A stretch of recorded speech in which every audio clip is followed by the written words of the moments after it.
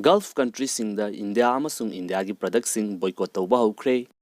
International news amasung geopolitical update ki anauba video amada mayam pumnamakpu amukka na taramna ukseri kari leiribage habadu video sida khangminasi.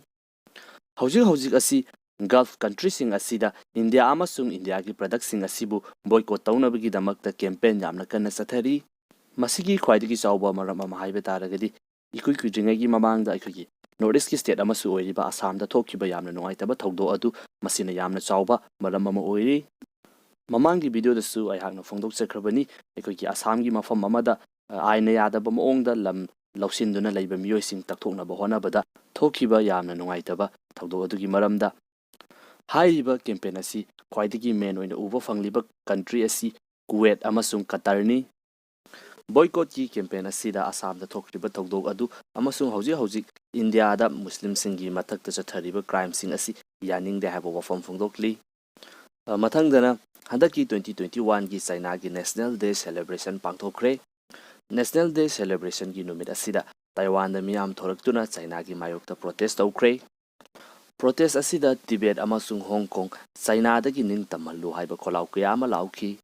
China gi firan segaiba amasung China gi president gi photo da amot pataisinba masina chingba asi ubu fangki protester amana phongdorokpa wafam ki matuk inna makoina tawriba protest asi China na mapangal kalli haiduna namsin biduna tawningbada tawbiriba country masasing amasung mafam adugi miyoising da otpi naibiriba madugi mayokta protest asi pangthoklibani haina thamki mathangdana India amasung Sri Lanka gi marakta $700 million gi mamal oiba Colombo port deal finalize tawkre deal asina maramoiduna India amasung Sri Lanka gi marakta lainariba mari asi hanagumna fagalangnabagi maram ama oiragani Indian Ocean asida yamna dominant oina control tawduna lainabagi damakta Sri Lanka hairiba country asi yamna maru oi asengba tanja yengduna China na su matam hek phangbaga Sri Lanka asida invest tawsinduna makhoigi maikaironda pusinaba yamna kanna honaribani mathangdana hawjik UK da petrol amasung fuel gi oiba crisis ama thokli aikoi swaida blockade tawrani haiba matamna miyamna pakhanaduna petrol banda hochinabagumna mafam aduda su miyam thoraktuna petrol pump amasung gas station sing asida queue lengnakre lairiba crisis asi UK da fuel pusilakadaba truck sing asi laktabanini haiduna thamlakli mathangda hawjik asi Tajikistan gi army sing amasung Taliban sing gi marakta lan thokpa yabagi oithokpa ama leire Afghanistan gi northern thangba saruk Tajikistan ga border oiduna lairiba mafam sing asida Taliban gi force kaya ama hawjik lepa leitana thajilli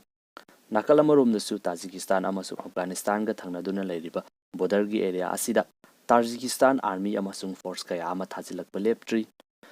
Afghanistan da hawjik lairiba Taliban gi government asina Tajikistan gi government amakoi ki internal affair da khutin jilli aduga Amrullah Saleh amasung Ahmad Masud pu ngak senduna thamba kaktana tana Afghanistan da lairiba resistance force asibu su support tawi haiba wafam sing asi phongdokli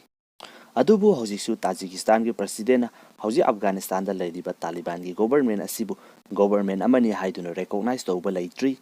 nakalani asigi marakta lairiba yamna nungaina daba mawong asi khuthoknabagi motta yamna ingsikpa mawong amada loisinabagi damakta Russia na phongdorakli